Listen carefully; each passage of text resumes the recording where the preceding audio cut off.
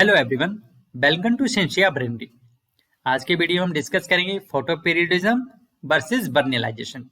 Photo period जो है vernalisation से कैसे डिफरेंट है, और ये टॉपिक इक्वली इंपॉर्टेंट है ICR, JRF, SRF, NET exam के लिए, आईबीपीएस, एग्रीकल्चर फील्ड ऑफिसर के लिए, पीएचडी के लिए, स्टेट के जो एडीओ एचडीओ का एग्जाम होता है, और साथ में जो स्टूडेंट्स हमारे इंटरमीडिएट या हायर सेकेंडरी लेवल के हैं, प्लांट बायोलॉजी से रिलेटेड, बॉटनी से related, plant growth and development में इंपॉर्टेंट टॉपिक है ये प्लांट फिजियोलॉजी का भी एक इंपॉर्टेंट टॉपिक है ये। तो फोटो पीरियडिज्म वर्सेस बर्नलाइजेशन ये बहुत ही इंपॉर्टेंट टॉपिक है आपके लिए। तो डिस्कशन हम स्टार्ट करते हैं। फोटो पीरियडिज्म ये जो टर्म है आप सभी इसके बारे में जानते हैं, और सबसे पहले ये टर्म किसने यूज की थी? गार्नर एंड अलार्ड ने। कब? 1920s में। तो गार्नर एंड अलार्ड ने 1920s में ये जो फिनोमेनन है ये प्रपोज किया था फोटो पीरियडिज्म का। तो ये जो फोटो पीरियडिज्म का जो फिनोमेनन है उन्होंने प्रपोज किया जब वो काम कर रहे थे किस चीज के ऊपर? टोबैको का एक कल्टीवार है, कौन सा? Maryland mammoth. तो मैरीलैंड मैमोथ के जो कल्टीवार है टोबैको का, उसके ऊपर काम करते हुए उन्होंने ये फोटो पीरियडिज्म का फिनोमेनन जो है वो डिस्क्राइब किया था, प्रपोज किया था, राइट। और ये जो फोटो पीरियडिज्म है एक्चुअली है क्या? हम कह सकते हैं कि it is a physiological reaction है या डेवलपमेंटल रिस्पॉन्स है प्लांट्स का। किस चीज के लिए? To the relative length of day and night time which is known as photoperiod. तो फोटो पीरियड क्या हो गया? फिजियोलॉजिकल रिएक्शन और developmental response of plants to the relative length of day and night time, इसको हम कहेंगे फोटो पीरियड, राइट। और जो मोस्ट इंपॉर्टेंट रिस्पॉन्स है फोटो पीरियडिज्म का प्लांट्स में, वो क्या है? Induction of flowering. Duration of the light period during this 24 hour day night cycle, जो 24 घंटे का ये डे नाइट साइकिल होता है, तो उसमें जो लाइट पीरियड की ड्यूरेशन होती है वो एक्चुअली डिटरमिन करता है फोटो पीरियड को, और फर्दर ये वेरी करता है सीजन के साथ और लैटिट्यूड के साथ।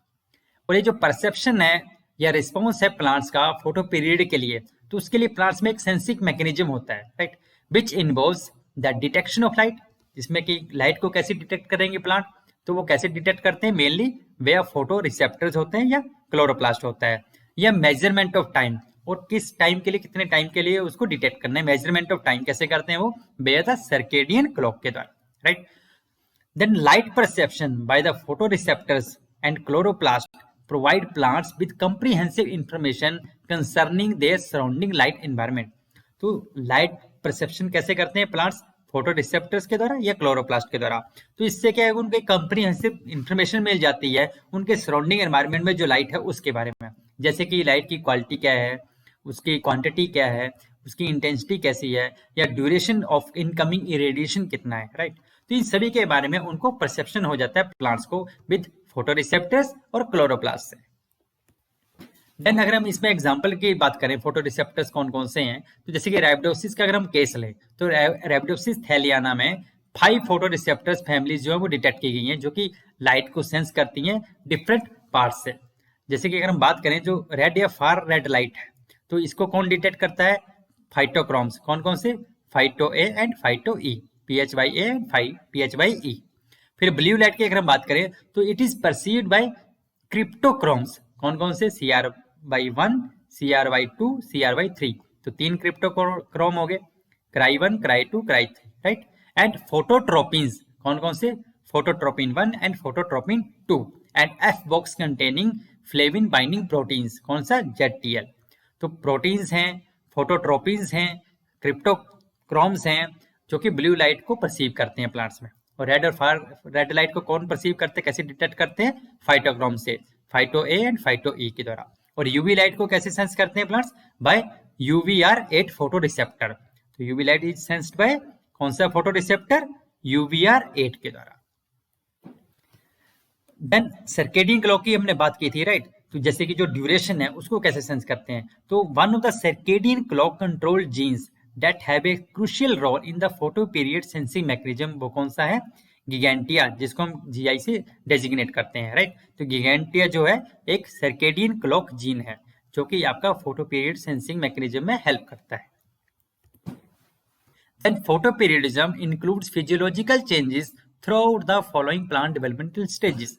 तो प्लांट्स की वेरियस डेवलपमेंटल स्टेजेस में आपके फोटो पीरियड जो है वो फिजियोलॉजिकल रिस्पॉन्स इंड्यूस करता है, जैसे कि सीड जर्मिनेशन के टाइम में, फ्लावरिंग के टाइम में, ट्यूबराइजेशन के टाइम में, बड सेटिंग, बड डोरमेंसी में, रोजेट एंड बोल्टिंग के लिए, बल्ब फॉर्मेशन में, या लीफ फॉल जो होता है आपका डेसिडुअस ट्रीज में, या प्लांट की जो प्रॉपर ग्रोथ एंड डेवलपमेंट होती है। तो सभी डेवलपमेंटल स्टेजेस में फोटोपीरियडिज्म जो है वो रोल प्ले करता है प्लांट्स में। तो फोटोपीरियडिज्म के बेस पे ही अगर हम बात करें जनरली ब्रीफली अगर हम डिस्कस कर लें तो प्लांट्स को जैसे short day plants, long day plants और डे न्यूट्रल प्लांट्स में डिस्क्राइब किया गया है। तो जैसे हम बात करते हैं शॉर्ट डे प्लांट्स की, शॉर्ट डे प्लांट्स को हम लॉन्ग नाइट प्लांट्स भी कहते हैं, क्योंकि शॉर्ट डे हैं तो नाइट्स होंगी वो लॉन्ग होंगी, तो इसलिए हम इसको शॉर्ट डे प्लांट्स या लॉन्ग नाइट प्लांट्स भी कहते हैं।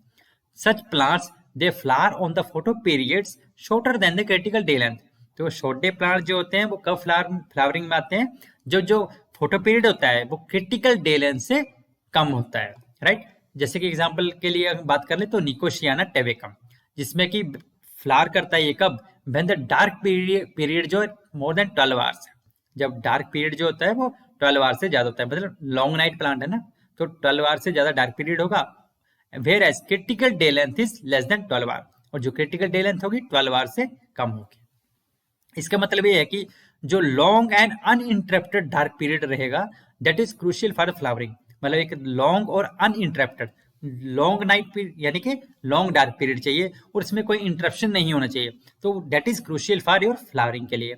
While interruption of short light, अगर शॉर्ट पीरियड के लिए भी लाइट का इंटरप्शन होता है, ठीक है, डार्क पीरियड में, तो that does not affect flowering, whereas the long dark period is interrupted even by a flash of light which inhibit flowering, right.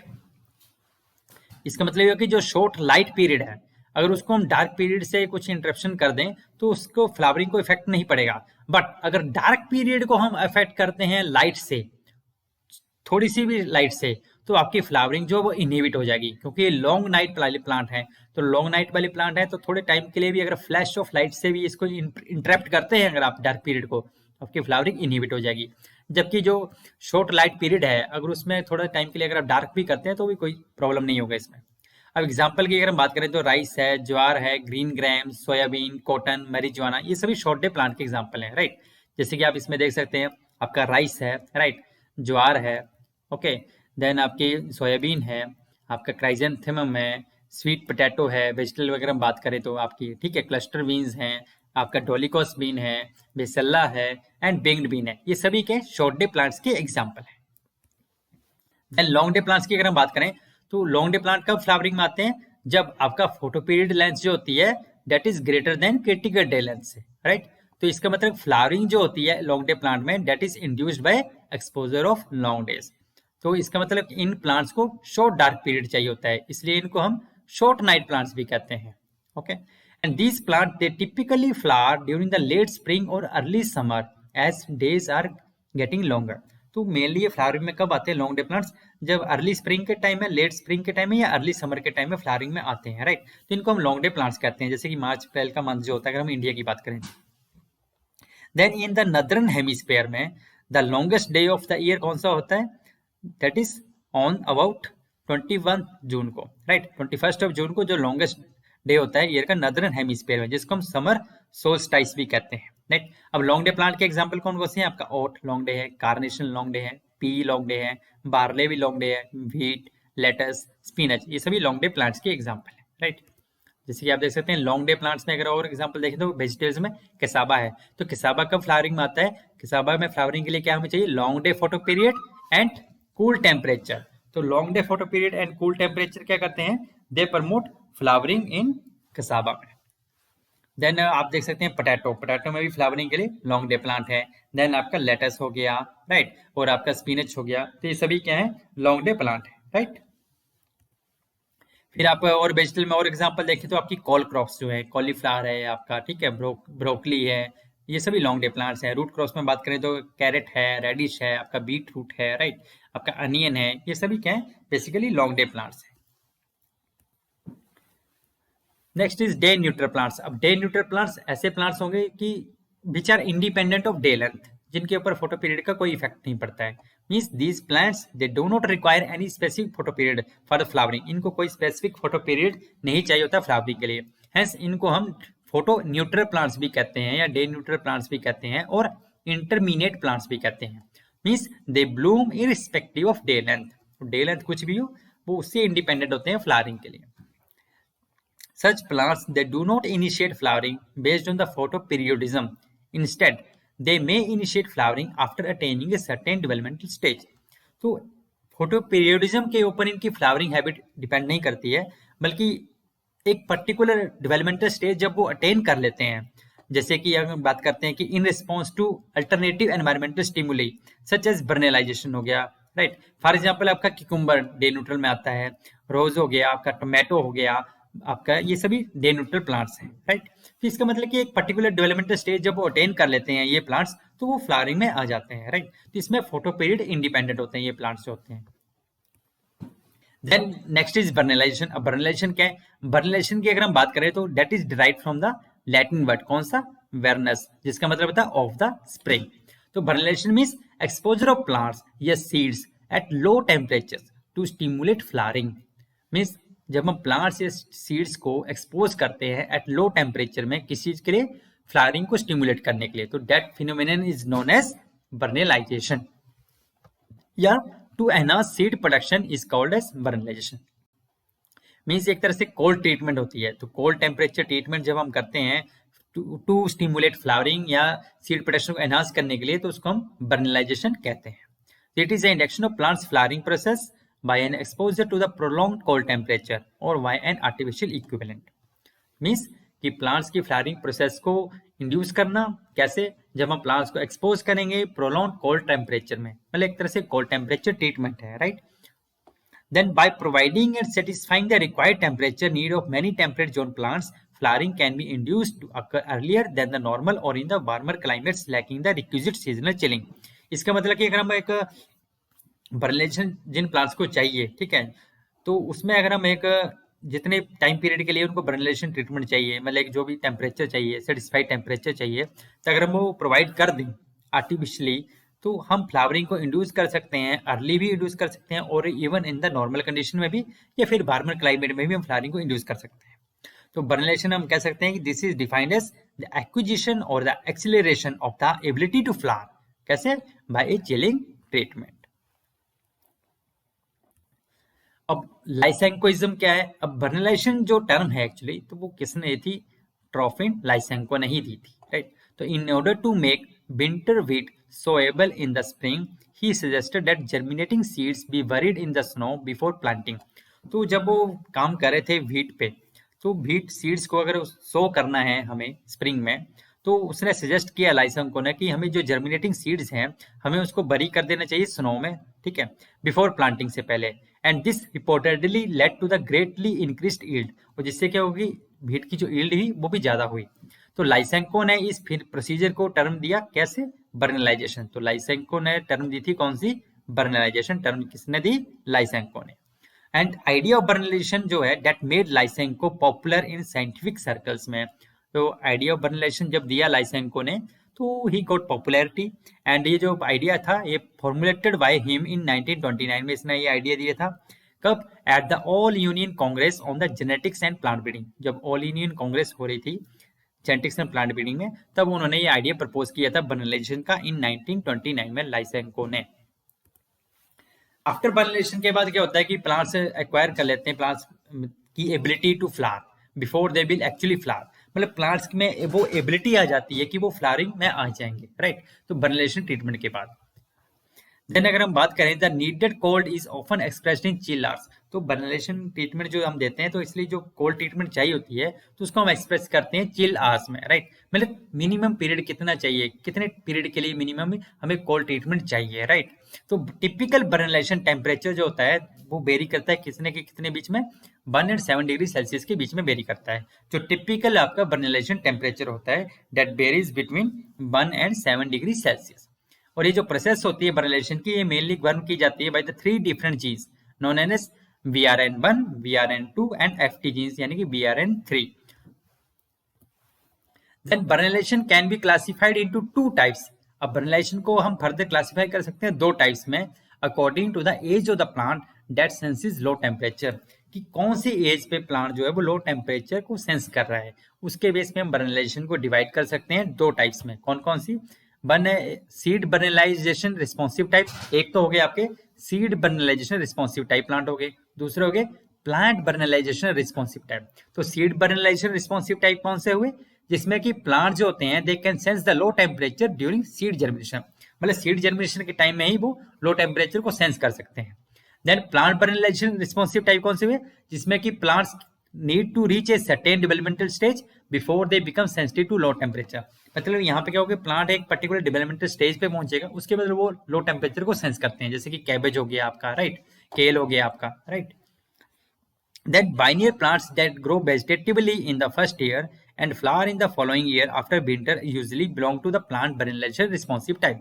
तो वही कह रहे हैं कि जैसे कि आपका कैबेज है, ब्रोकली है, केल है, पर्टिकुलरली जो टिपिकल टेम्परेट टाइप्स हैं, राइट, तो वो बाइनियल होती हैं नेचर में, जो कि फर्स्ट ईयर में वो वेजिटेटिव स्टेज में रहती हैं, उसके बाद सेकंड ईयर में वो फ्लावरिंग स्टेज में आती हैं, यानी कि रिप्रोडक्टिव स्टेज में आती हैं। तो वो कौन से प्लांट्स होते हैं, उनको भी बर्नलाइजेशन ट्रीटमेंट चाहिए होता है, तो वो होते हैं actually plant vernalization responsive type, क्योंकि वो एक पर्टिकुलर स्टेज अटेन कर रहे हैं, वेजिटेटिव स्टेज अटेन कर रहे हैं, जैसे कैबेज में हेड बन रहा है, केल में लीव्स बन रहे हैं, तो एक पर्टिकुलर वेजिटेटिव स्टेज अटेन करने के बाद वो सेंस करते हैं वो कोल्ड टेम्परेचर को, right, and then they come into the flowering, right. अब इसमें एग्जांपल देखें हम, जो सीड बर्नलाइजेशन रिस्पॉन्सिव टाइप कौन कौन से हैं, जैसे कि आपका चाइनीज कैबेज है, अरेबिडोप्सिस है, यानी कि ब्रासिका रेपा, ये है सीड रिस्पॉन्सिव टाइप।